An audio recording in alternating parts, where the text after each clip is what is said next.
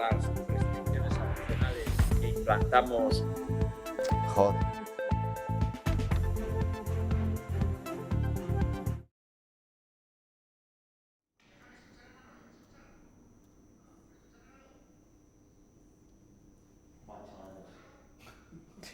Está buscando la lámpara. Aladino.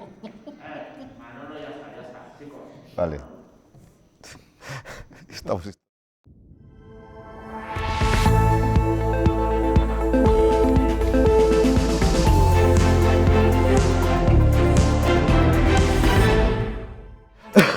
Prevemos que a partir del 3 de diciembre las restricciones adicionales que implantamos.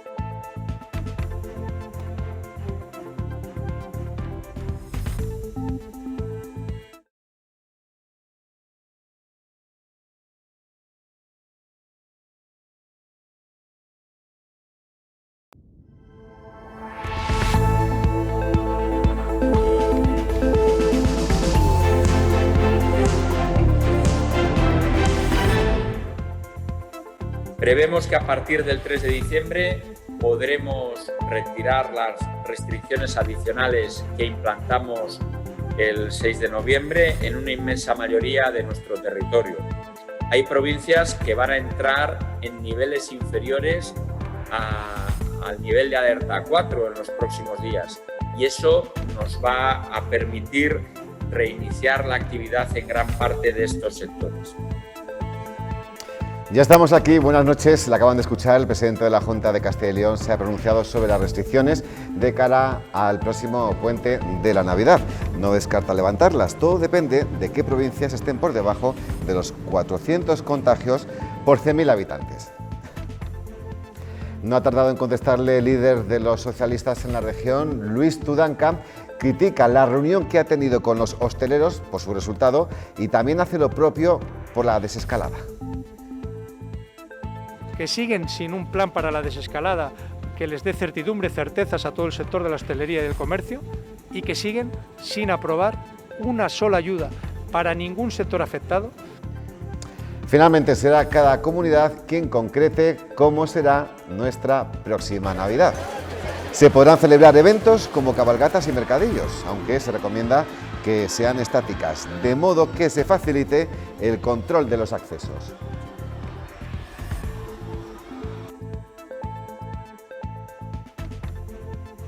Y debemos de evitar de todas las maneras posibles las aglomeraciones. Este año, lo saben, muchas personas se han planteado volver al pueblo. Un movimiento que parece ha venido para quedarse. La plataforma Vente a vivir a un pueblo ayuda a los urbanitas a elegir el más adecuado. La gente está empezando a descubrir que volver a los pueblos funciona, porque además esa vuelta a los pueblos ahora nos los encontramos llenos de servicios, infraestructuras que facilitan enormemente la vida. En deportes, el Mirandés se mide mañana a Las Palmas en el Estadio Gran Canaria. Será un encuentro especial para el dueño de la portería rojilla. Raúl Izoain vuelve a la que fue su casa durante 8 largas temporadas. Vamos cogiendo galones y un poquito más pues de tranquilidad y de experiencia, y al final eso se va notando, ¿no? Y yo creo que hemos mejorado en muchos aspectos, pero defensivamente seguimos haciéndolo. Avanzamos el tiempo, mañana llega a España una borrasca del Atlántico, pero apenas afectará a nuestra provincia. Habrá aumento de nubosidad y algún chubasco o llovizna débil por el sur, pero poco más. Las temperaturas diurnas bajan, mientras que las nocturnas suben.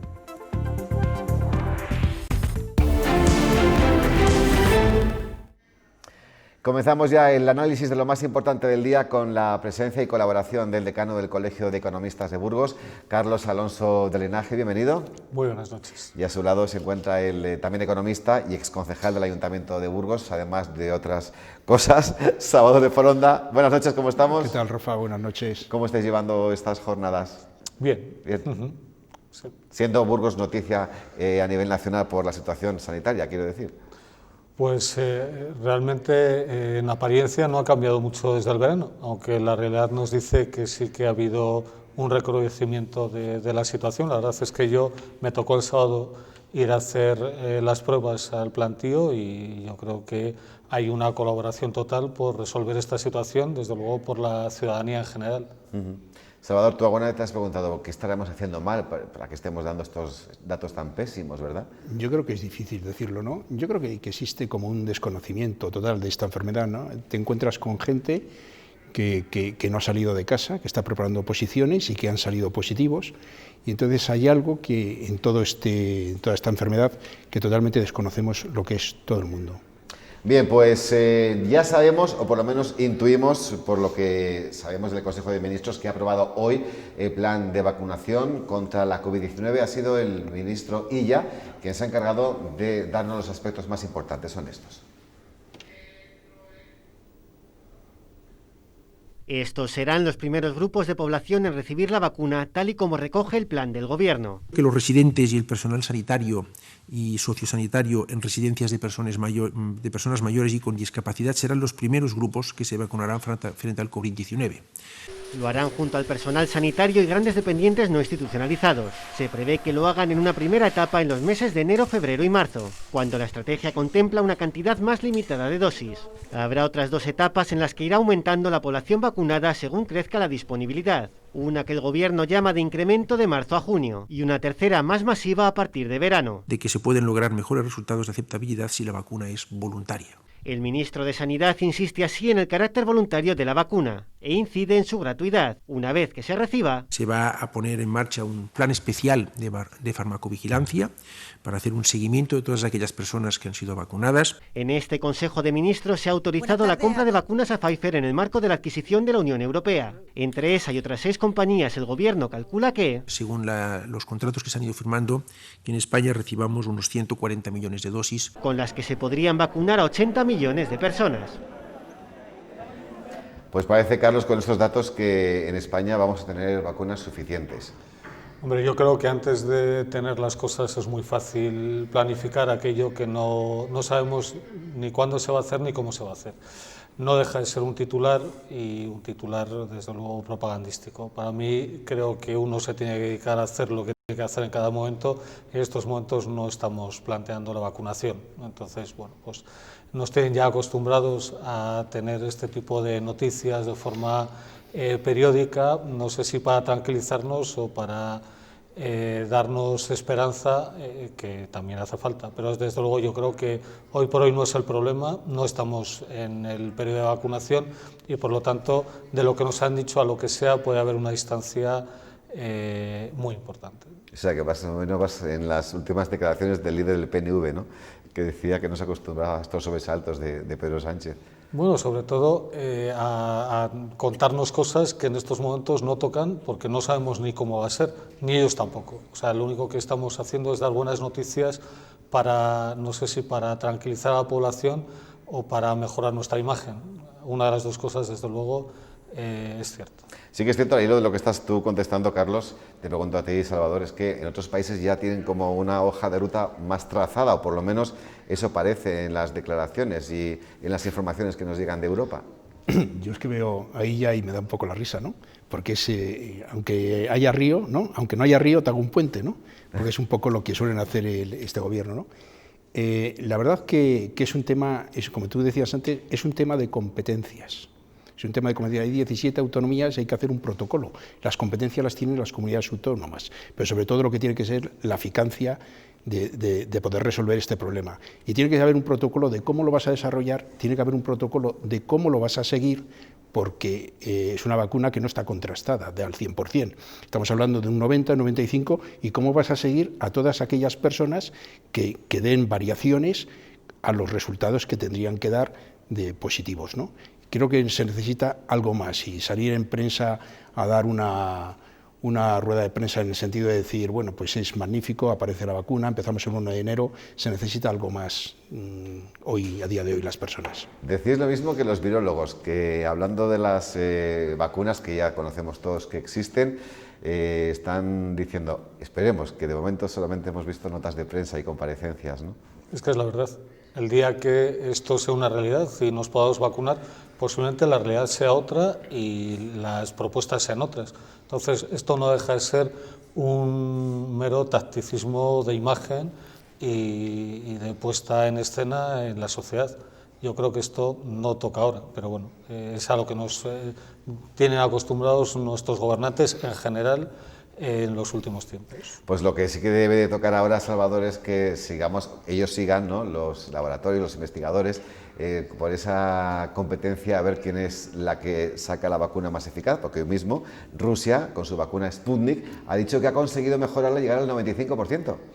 Pero claro, ¿quién asegura eso, que es el 95%? Porque nadie Pues lo asegura. La agencia sí, lo dice. Quien lo va a asegurar va a ser el propio paciente cuando se lo pongan y ese protocolo que se ha de seguir, porque quiere decir que esa vacuna va a ser eficiente para todo el mundo. Sí que es verdad que yo no estoy diciendo que no me la voy a poner, voy a ser el primero que me la voy a poner, pero la eficacia que pueda tener esa vacuna o el resultado que pueda tener es algo que hoy, a día de hoy, no está contrastado, pero por ningún laboratorio ni por nada. Es más, a día de hoy todos recibimos en algunas farmacias que determinados medicamentos que llevan en el mercado 10 o 12 años, hay a veces que los han retirado por efectos secundarios que tienen. Por lo tanto, habrá que esperar. ¿Queréis entrar en ese debate reciente, Salvador, de vacuna voluntaria u obligatoria? Depende de interés público, ¿no? Quiero decir que si resulta que es voluntaria, pero la gente no va voluntaria y eso trae un contraste y trae problemas a la gente, al resto de la población, pues llegará un momento que a lo mejor tiene que ser obligatoria. Lo digo, Carlos, porque para conseguir una inmunidad de grupo, que es lo deseable, para dar por fin el carpetazo, ¿no?, a esta pandemia, se precisa de un 70-80% de población vacunada.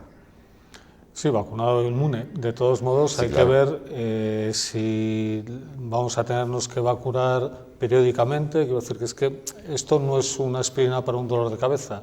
Y yo creo que hay que dejarlo en manos de los técnicos y dejar de opinar todo el mundo en cosas que tienen que estar en manos de la ciencia. Entonces, a mí me parece que lo único que podemos hacer es desviar la atención a cosas que no debemos desviar. Esto no es un tema de opinión, es un tema científico y los virólogos y los epidemiólogos tienen que decirnos qué es lo que debemos hacer y después, claro, tiene que estar todo esto bien atado con las libertades personales, porque esto de decir que nos pueden obligar a ponernos una vacuna, pues habrá que ver qué es lo que hay que hacer para poder obligar a todo el mundo. Pues, por lo tanto, yo sí, creo que es muy importante no generar confusión y desde ese punto de vista yo creo que tenemos que ser serios. Pues nosotros no generamos confusión, intentamos dar datos, eso sí, crear opinión, y la consejera de Sanidad de la Junta de Castilla y León ha detallado hoy los pormenores de cómo será esa vacunación en Castilla y León. Sí que ya ha confirmado que la vacuna que se va a administrar aquí en Castilla y León es la de Pfizer. En la primera etapa de vacunación, los grupos Diana serán personas mayores institucionalizadas en residencias o centros de atención a personas con discapacidad. En Castilla y León son cerca de 50.000 personas precisando 2 dosis cada una. Y profesionales sanitarios y sociosanitarios de primera línea. Queda definir concretamente cuáles, que estimamos en 100.000 profesionales. Estos dos colectivos acapararían ya las 300.000 dosis. Y seguimos con repercusiones de esta pandemia porque los hosteleros ya se han reunido con la Junta de Castilla y León. Realmente no se sabe muy bien qué es lo que va a pasar, porque el presidente de la Junta, Alfonso Fernández Mañueco, ha dicho que algunas de las restricciones se podrán levantar antes del 3 de diciembre, incluso para el puente, pero muy atentos a la evolución de los datos, es decir, en aquellas provincias donde sus casos, sus contagios estén en el nivel adecuado, que se marca ahora mismo en 400 contagios por 100.000 habitantes en los últimos 14 días. Prevemos que a partir del 3 de diciembre podremos retirar las restricciones adicionales que implantamos el 6 de noviembre en una inmensa mayoría de nuestro territorio. Hay provincias que van a entrar en niveles inferiores al nivel de alerta 4 en los próximos días y eso nos va a permitir reiniciar la actividad en gran parte de estos sectores. Pues un mensaje para navegantes, Salvador. Los hosteleros, de hecho, no han salido nada contentos después de esta reunión y hoy en Valladolid ha habido una manifestación muy similar a la que hubo aquí hace unos días. La verdad que bastante multitudinaria, no solamente apoyada por hosteleros, sino por distribuidores y demás personas, ¿no?, o empresas o colectivos pues muy cercanos a este sector y además que dependen y viven de ello. Hombre, yo creo, vamos a ver, el sector de la hostelería lo está sufriendo los que más. Aquí se trata, viendo lo que ha pasado en Madrid, no se trata de prohibir, se trata de regular, que eso es verdaderamente lo fundamental. En segundo lugar, a la hostelería no le quedan recursos para pagar más avales, ni para pagar más créditos a las entidades financieras, ni para pagar a ICO. Con lo cual hay que buscar una solución. La solución no es ampliar las líneas de crédito. La solución es ayudar a la hostelería a que acabe esta pandemia. Y esa es la realidad. Y la realidad es que les tendrán que ayudar lo que es la Junta de Castilla y León, le tendrán que ayudar las administraciones locales y le tendrá que ayudar el Estado.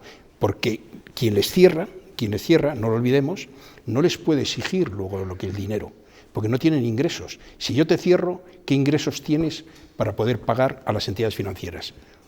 O a ICO. Es que no tienes. Con lo cual, tienen que liderar, la Junta de Castilla y León tiene que liderar las ayudas con las administraciones locales y con el propio Estado, porque lo que no pueden es los propios hosteleros o las propias federaciones de hostelería recorrerse todas las administraciones para ponerse de acuerdo con ellos. Tiene que ser liderado por la Junta de Castilla y León, que es quien les ha cerrado. Y una vez que están cerrados, son los que tienen que liderar todas las ayudas a la hostelería. Y esa es la realidad. O sea, que es que el ayuntamiento, a nivel local, puramente, no puede hacer mucho más que las consabidas ayudas de vivienda al alquiler. Que se puede hacer mucho más en base a las pérdidas que hayan tenido con respecto al año 2019. Es decir, lo que ganaron en el año 2019 se sabe, y si me equivoco también está Carlos aquí, se sabe por los trimestrales que han presentado la Agencia Tributaria de IVA. Y hoy se sabe cuáles son las recaudaciones que han hecho de IVA en el año 2020, con lo cual la diferencia son las pérdidas. Ahora bien, ¿qué tanto de pérdidas les va a subvencionar las administraciones? Es lo que en una mesa de diálogo es donde tienen que llegar a un acuerdo. Carlos. El problema que me parece del dinero público es que hay que devolverlo. O sea, creo que lo que hay que hacer es gestionar. Se ha demostrado que los contagios no se han producido en hostelería. Yo creo que hay ejemplos de otros gobiernos, como el Gobierno de Madrid, que ha conseguido controlar la situación con una convivencia con la hostelería razonable.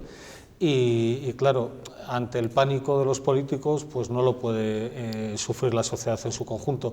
El tema de las ayudas está bien, pero el dinero público es limitado y ya digo, emitir deuda, en estos momentos estamos en el 130% del Producto Interior Bruto, esto tiene un límite. Entonces, si nosotros nos dedicamos a dar ayudas, que hay que darlas, porque lo que no nos podemos permitir es quedarnos sin empresas. Cada empresa que se cierra tardará muchos años en volver a crecer otra, a abrirse otra, pero desde luego yo creo que es un tema más de gestión, de gestionar cuál es la situación, qué es lo que debemos hacer para seguir manteniendo esa vida social sin riesgos o con un riesgo controlado, que plantearlo solo a nivel de ayudas, porque creo que además es imposible de sostener a lo largo del tiempo. Por mucho que uno esté ayudando a mantener los establecimientos abiertos, asumiendo parte de la pérdida del Estado, esto tiene un límite. Por lo tanto, se trata de tener más gestión y menos prohibición.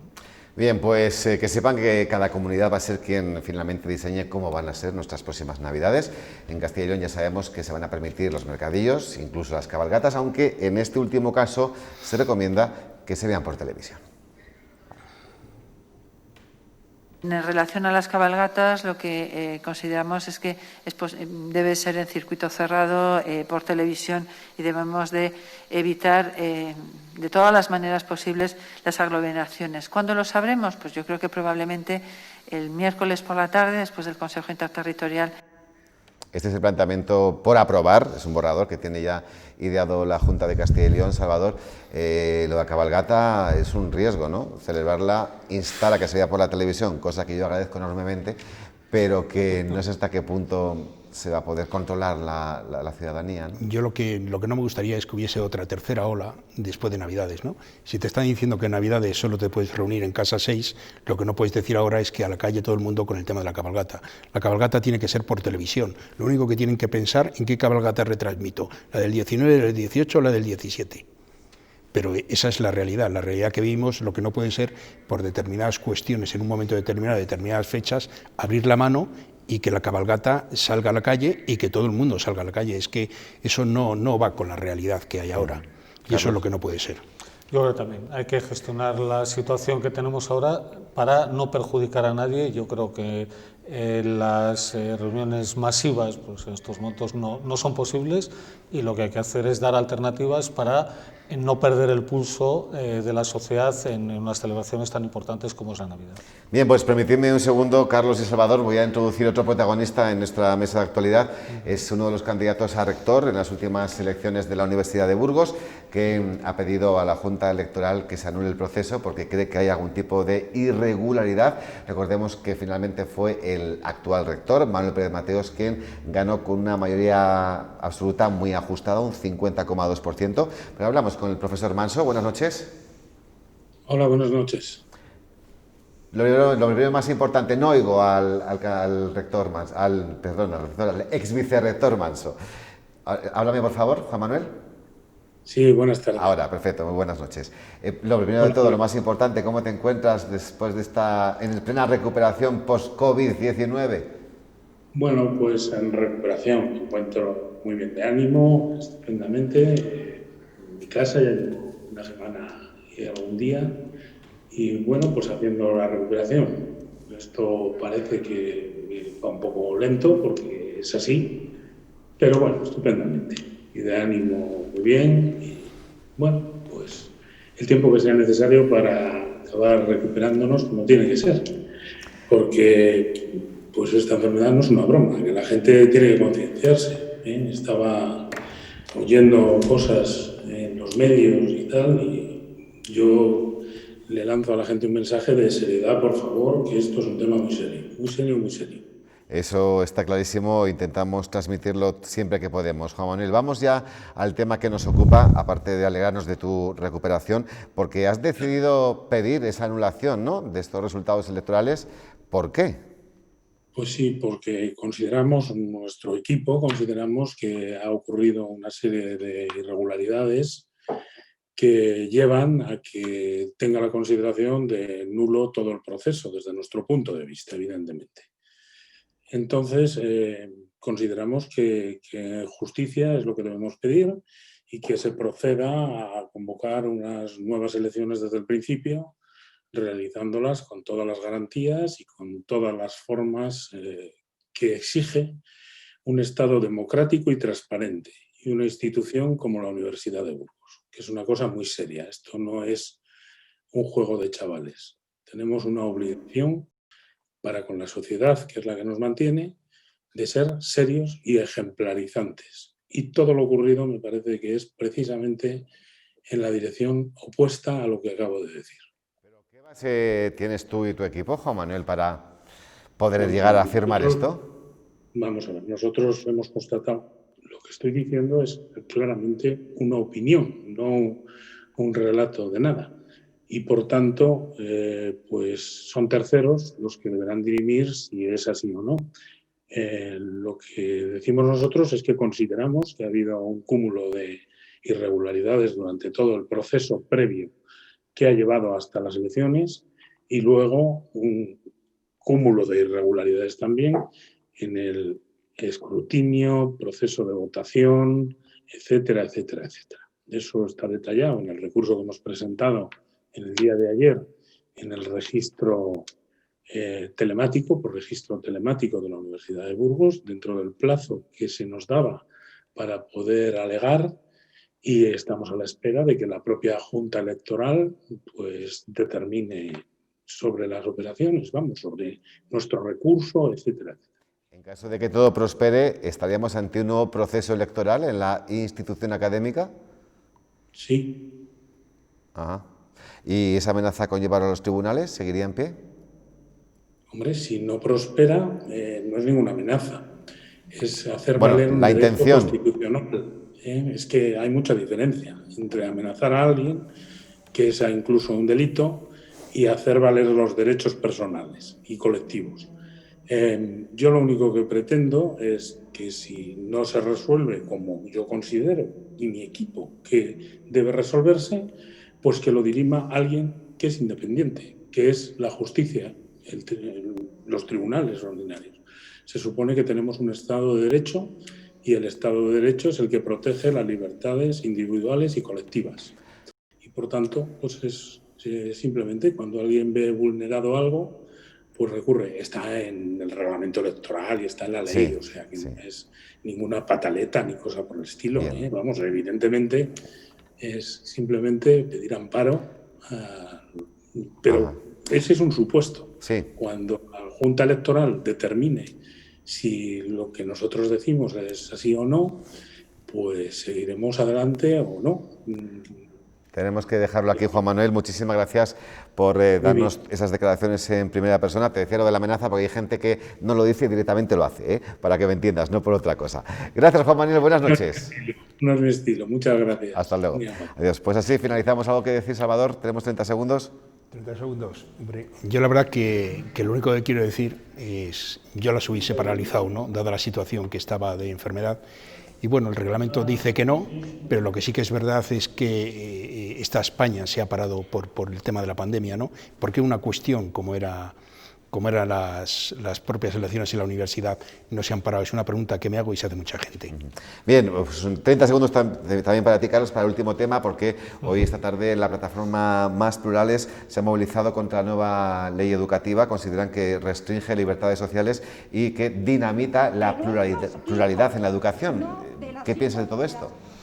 Hombre, yo estoy a favor de la educación pública. De hecho, yo estudié en un colegio público, pero creo que la educación concertada en España funciona, que sería una locura no contar con ella, y que lo que hay que hacer es poner normas para que la pluralidad y la capacidad de decidir de los padres sea una realidad. A mí me parece que el pensamiento único no es correcto y, por lo tanto, que cada uno escoja el modelo de educación que quiere, siempre y cuando se respeten las mismas oportunidades para todos.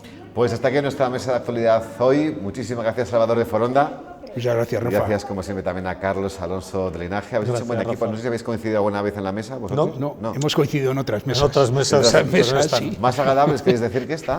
No. Vale, que ya estaba yo pensando que me hablará. Gracias. Que descansen y buenas noches. Hasta aquí la opinión. 2 minutos y seguimos con toda la información de este martes. Hasta ahora.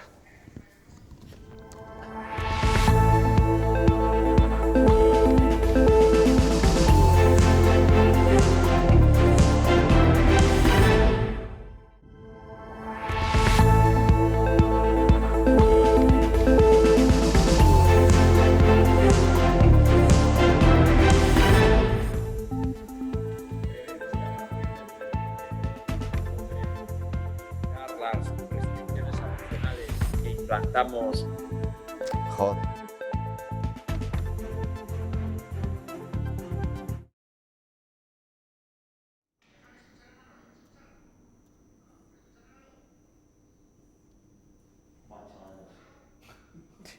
Está buscando la lámpara. Aladino. Manolo, ya está, chicos. Vale. Estamos...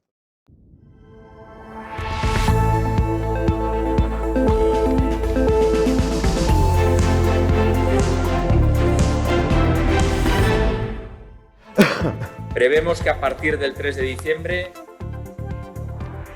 las restricciones adicionales que implantamos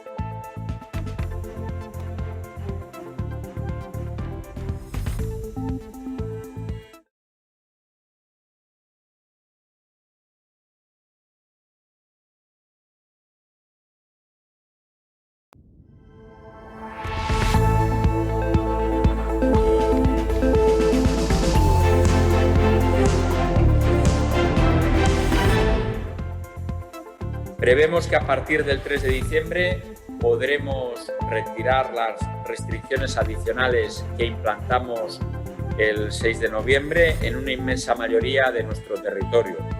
Hay provincias que van a entrar en niveles inferiores al nivel de alerta 4 en los próximos días, y eso nos va a permitir reiniciar la actividad en gran parte de estos sectores. Ya estamos aquí, buenas noches. La acaban de escuchar, el presidente de la Junta de Castilla y León se ha pronunciado sobre las restricciones de cara al próximo puente de la Navidad. No descarta levantarlas, todo depende de qué provincias estén por debajo de los 400 contagios por 100.000 habitantes. No ha tardado en contestarle el líder de los socialistas en la región, Luis Tudanca. Critica la reunión que ha tenido con los hosteleros por su resultado y también hace lo propio por la desescalada. Que siguen sin un plan para la desescalada que les dé certidumbre, certezas a todo el sector de la hostelería y del comercio, y que siguen sin aprobar una sola ayuda para ningún sector afectado.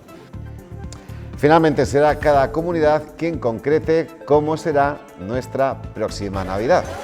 Se podrán celebrar eventos como cabalgatas y mercadillos, aunque se recomienda que sean estáticas, de modo que se facilite el control de los accesos.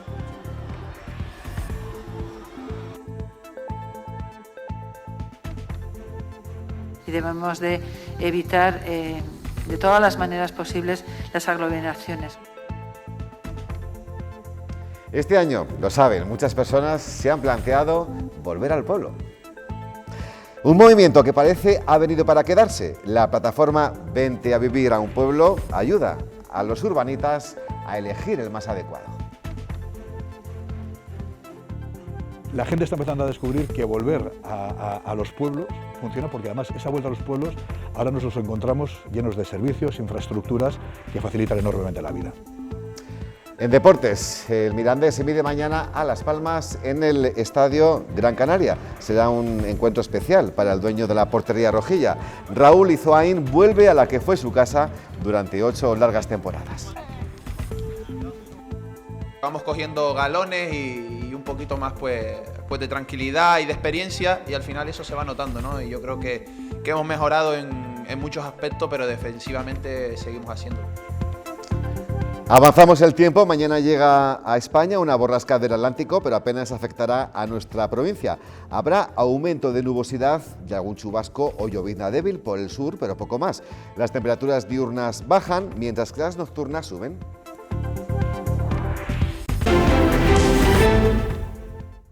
Comenzamos, como siempre, actualizando datos sanitarios. Burgos suma hoy 102 positivos por COVID-19 y 5 fallecidos en hospitales. Hoy ha continuado el cribado de test masivos. En estos 4 días, 20.302 personas han participado, detectando 133 positivos. Por cierto, que el Ayuntamiento ha decidido prorrogar hasta el 3 de diciembre la suspensión de actividades relacionadas con el deporte, la cultura, los servicios sociales y el medio ambiente.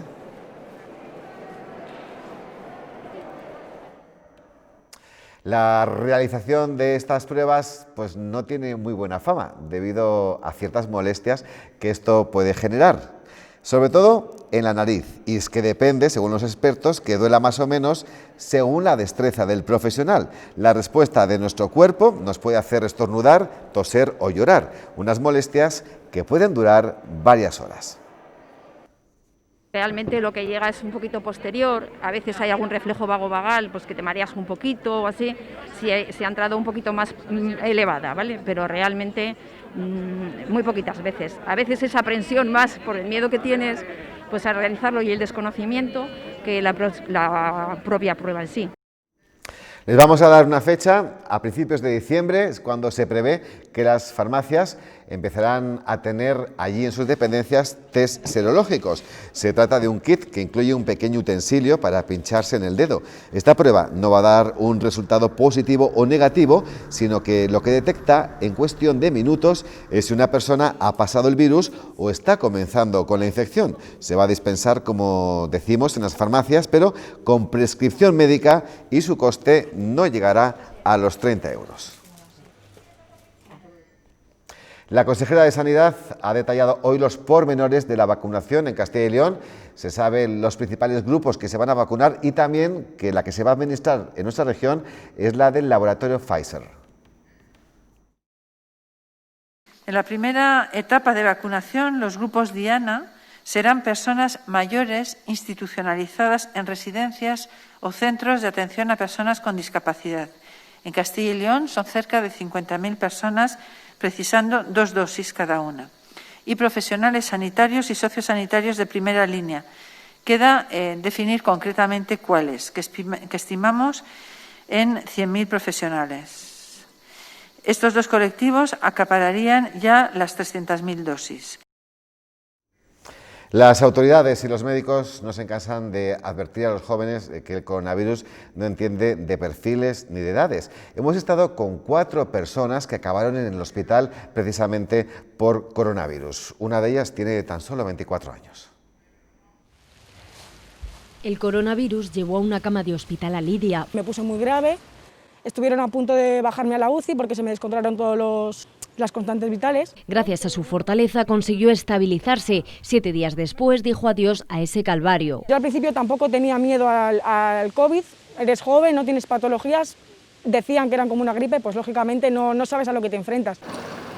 Cuando fui al hospital ya estaba como muy agotada físicamente y mentalmente. En cierto modo yo me sentía aliviada cuando me dijeron que me dejaban ingresada. Porque en casa Tina se sentía indefensa y desamparada. Cuando me dijeron tienes principio de neumonía bilateral, ahí sí que me hundí. Ni Pilar ni Pedro pensaban que había llegado su fin. La COVID se manifestó en ellos en forma de cansancio y de temor. Tenía miedo, pero no creí que me iba a morir. A mí no me dolía el pecho, era solo el cansancio ese que tienes, que no te puedes ni levantar de la cama. Cuando la trasladaron a otro complejo por la gravedad de su estado, Pedro se puso en lo peor.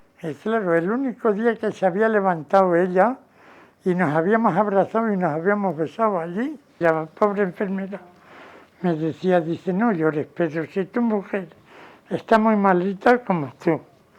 Dice, pero no se han muerto. Son los testimonios de 3 generaciones distintas, de 4 personas que miraron de frente al virus y lo derrotaron, pero a los que la COVID no les pidió el carnet de identidad para pasar por el hospital.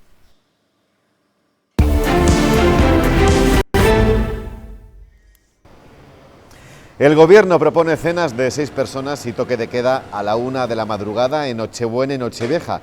Es parte de un borrador en el que trabaja el Ejecutivo y en el que también se recomienda no celebrar la cabalgata de Reyes. Por otro lado, la Junta prevé levantar restricciones a la hostelería, a los centros comerciales y a los gimnasios justo antes del puente de la Constitución. En poco más de una semana, vamos.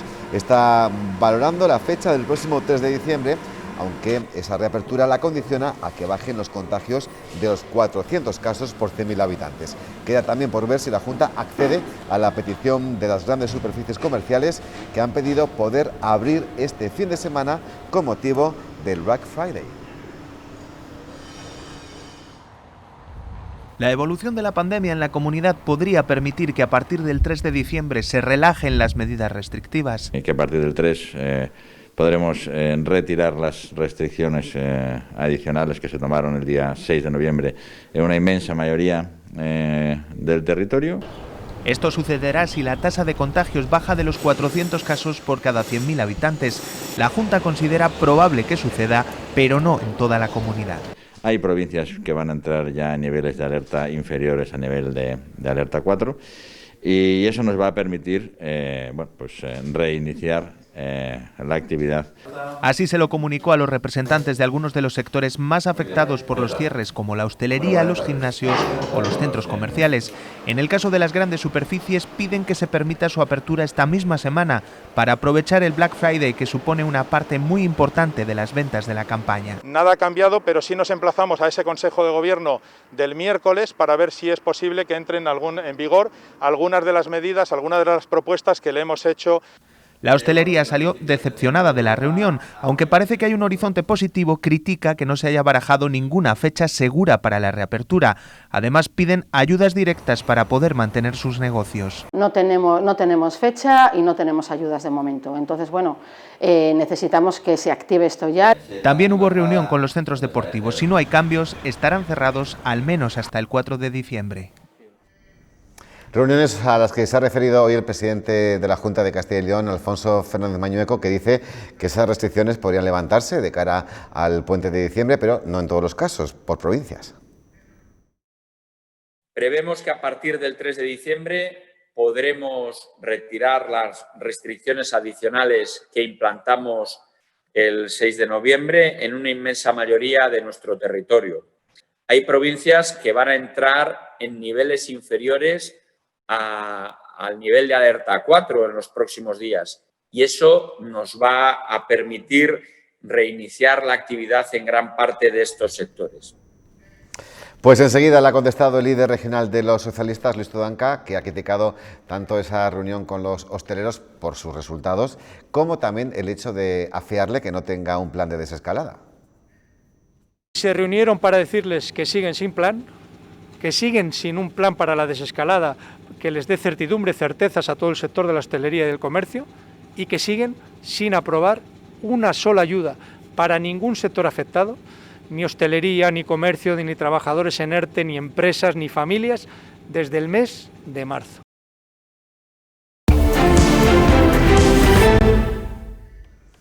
La compañía Air Nostrum ha suspendido durante un mes la ruta a Barcelona, ruta que opera desde el aeropuerto de Villafría. Según publica Diario de Burgos, la compañía ha pedido esta suspensión temporal del contrato debido a la baja demanda. El último avión que despegó del aeropuerto de Burgos con destino a la ciudad condal fue el pasado 16. La segunda fase de las obras de rehabilitación de las Llanas está a punto de salir, a punto de ser efectivas. Saldrá la licitación por 310.000 euros y un plazo de ejecución de 3 meses. Gran parte del presupuesto, 200.000 euros, se va a destinar a la medianera, que no podrá ser, como han pedido algunos vecinos, que querían abrir una fachada con ventanas que permitieran la entrada de luz y ventilación. Lo que sabemos hasta el momento es que esa medianera va a estar decorada con cerámicas en forma de rombo que, miradas desde la distancia, formarán un mosaico. Con tonalidades acordes con el entorno, tonos tierra, ocres, reproducen de manera abstracta partes del primer grabado que se conserva de la ciudad de Burgos. De tal manera, como una modo de pixelado, que si lo ves de cerca parece que no tiene ningún tipo de formalización, y si lo ves de lejos empieza a dejarse visualizar que debajo, que ese código de colores tiene un sentido.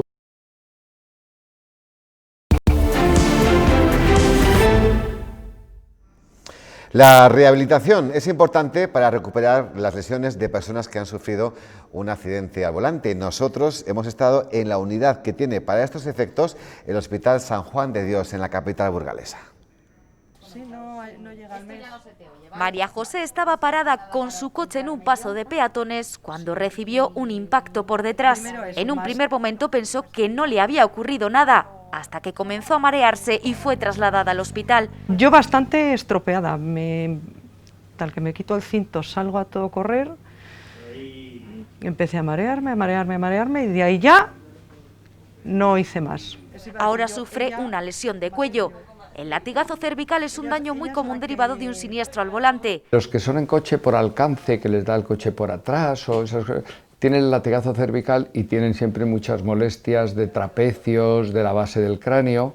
Por ello, la rehabilitación de forma inmediata es importante para recuperar cuanto antes la vida del paciente. En cuanto les ponemos en la electroterapia, el tratamiento de fisioterapia y el masaje, mejoran muy rápidamente. Se notan, son muy agradecidos estos pacientes. Tratamientos que realizan en la unidad de accidentes de tráfico del Hospital San Juan de Dios de Burgos, unas terapias que se desarrollan durante 20 días. Lo que estamos haciendo es aumentar ese rango de movilidad que tenía limitado y también disminuir esas contracturas para que ella recupere su movilidad, su fuerza y toda su funcionalidad del cuello. El servicio atiende a un centenar de pacientes nuevos al año. Mañana es el Día contra la Violencia de Género y la subdelegación del Gobierno, la Universidad Isabel I y también el equipo, el ERE de San Pablo, han presentado una campaña de sensibilización que se difundirá entre los jóvenes a través de las redes sociales. Jasiel Rivero, Miquel Salvó, Xavi Rabaseda y Joan Peñarroya protagonizan 4 vídeos que ahondan en la importancia de identificar las primeras señales de cualquier tipo de violencia machista, física, psicológica, económica y también la que se produce a través de Internet. Es violencia de género. Pide ayuda. Todas esas señales de dominio y de, digamos, de desigualdad que existen entre las parejas jóvenes, tenemos que combatirlas desde todos los ángulos posibles. Entonces es fundamental rechazar desde el primer momento estereotipos que promuevan o justifiquen esa violencia, de manera que en nuestras relaciones entre personas, entre iguales, seamos capaces de fomentar esos valores de respeto que son imprescindibles para una convivencia en sociedad. Y más noticias. Hoy Santiago Mena ha tomado posesión como nuevo fiscal superior de Castilla y León. Por las circunstancias, un acto que ha tenido que celebrarse vía videoconferencia.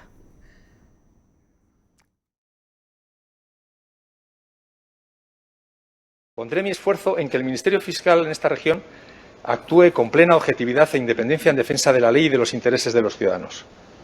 El respeto a la legalidad será igualmente un objetivo que cada fiscal de territorio llevará sin duda a la práctica hasta sus últimas consecuencias. La defensa de la legalidad alcanza su mayor o mejor expresión desde el sentido más dinámico posible. El Ministerio Fiscal no puede ser una pieza al servicio del inmovilismo jurídico. Y continúan las movilizaciones, las protestas, las manifestaciones en contra de la ley CELA. La plataforma Más Plurales de Burgos han protestado esta tarde contra la nueva ley de educación porque consideran que restringe libertades sociales y que también dinamita la pluralidad educativa.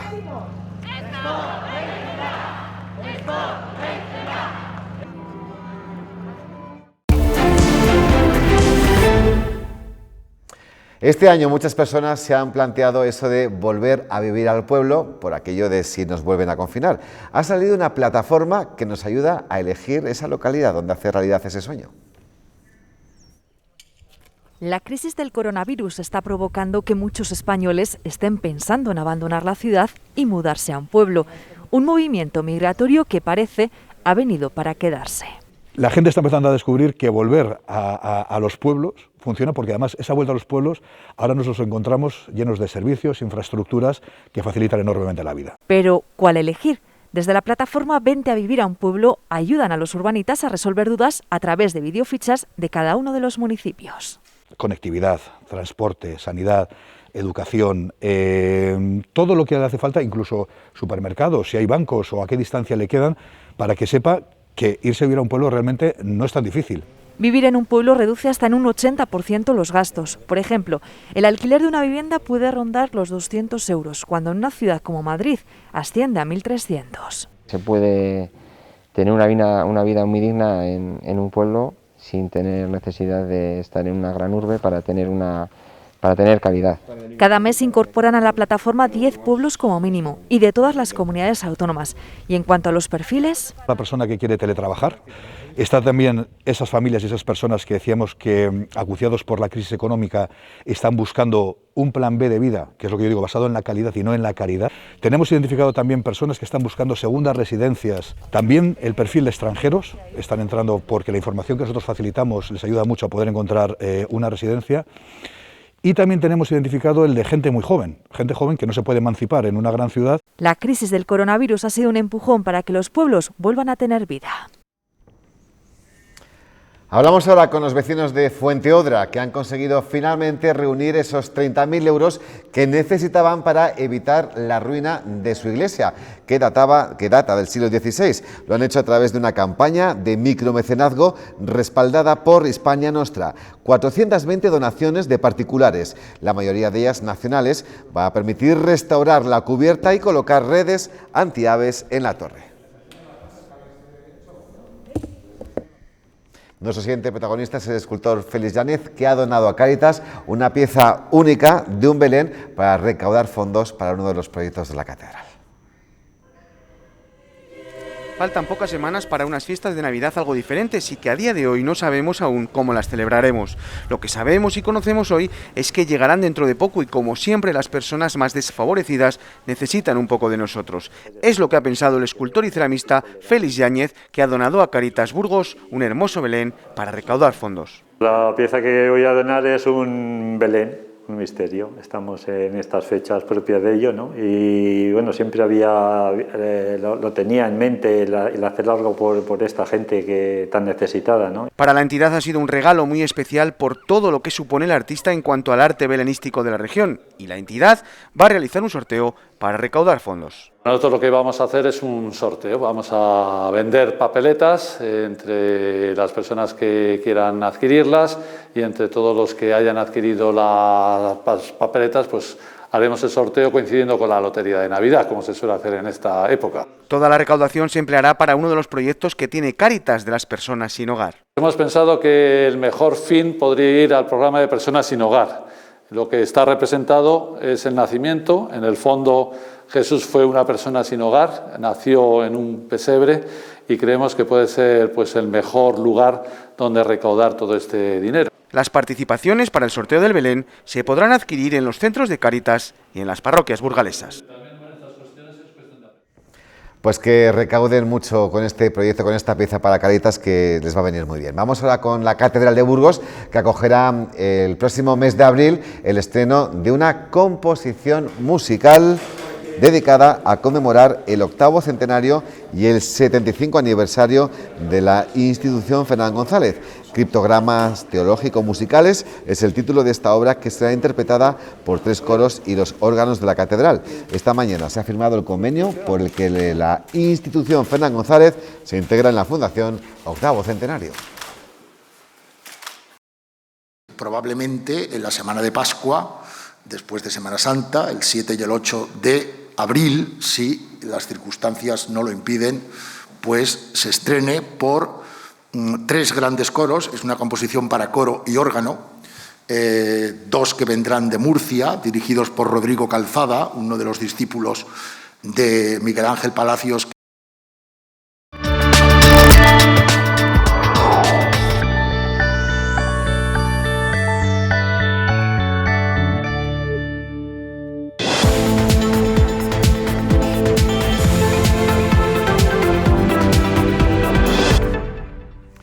Comenzamos los deportes hablando de Hereda San Pablo Burgos, que afronta unas semanas distintas, ¿no?, de lo que está siendo esta vorágine en esta campaña, en esta temporada 2021. El equipo no jugará partidos en las 2 próximas semanas, sin poder contar con los 6 jugadores que se encuentran convocados con sus selecciones nacionales. El cuerpo técnico rediseñará el trabajo para alternar las cargas físicas y no perder el ritmo. Reforzarán las sesiones canteranos como Tote Alonso, Ángel Infante y Oliver Biesar. El Mirandés ya tiene en la mente la visita a Las Palmas. Se va a dar una circunstancia, que es que el guardameta Raúl Lizoain vuelve a su tierra natal para enfrentarse a su equipo de toda la vida. El Mirandés aprobó ante el Cartagena su gran asignatura pendiente, ser efectivo cara a portería. El conjunto rojillo va cogiendo horas de vuelo en la competición y convirtiéndose en una escuadra más solvente. Echábamos de menos esa efectividad y en este partido pues la tuvimos, ¿no? Esperemos que siga así, que sigamos pues metiendo, porque generamos muchas ocasiones y eso será muy importante para nosotros. Vamos cogiendo galones y un poquito más pues de tranquilidad y de experiencia, y al final eso se va notando, ¿no? Y yo creo que hemos mejorado en muchos aspectos, pero defensivamente seguimos haciendo. Sin tiempo de saborear los 3 puntos, la realidad de la Liga vuelve a llamar a la puerta de los de José Alberto López. Toca viajar al feudo de la Unión Deportiva Las Palmas, un rival con mucha presión, pero también con una gran calidad en su plantilla. Allí hay bastante presión, ¿no? Pero tienen jugadores con personalidad, en el que les gusta mucho pues el protagonismo y tener el balón, y sabemos que es un equipo que si se siente cómodo pues va a ser complicado, ¿no? En su casa pues hacer las cosas muy bien, y yo creo que será un partido bonito y muy complicado, que tenemos que intentar pues contrarrestar todos sus ataques y su potencial y sacar los nuestros. El partido será especial para el guardameta mirandesista Raúl Lizoain. Militó durante 8 temporadas en el equipo insular, con el que llegó a debutar en primera. Al final es un partido especial, ¿no? Por la situación mía, que estuve durante 8 años allí, el equipo de mi tierra, y sí es verdad que es bonito volver a casa, como siempre digo, y jugar en ese estadio que tantos años estuve. El balón rodará en tierras canarias mañana a las 7 de la tarde. Pues vamos ya con la previsión del tiempo. Mañana tendremos un aumento de nubosidad y algún chubasco por el sur, pero nada, muy débil. Eso sí, las temperaturas diurnas bajan y suben las nocturnas.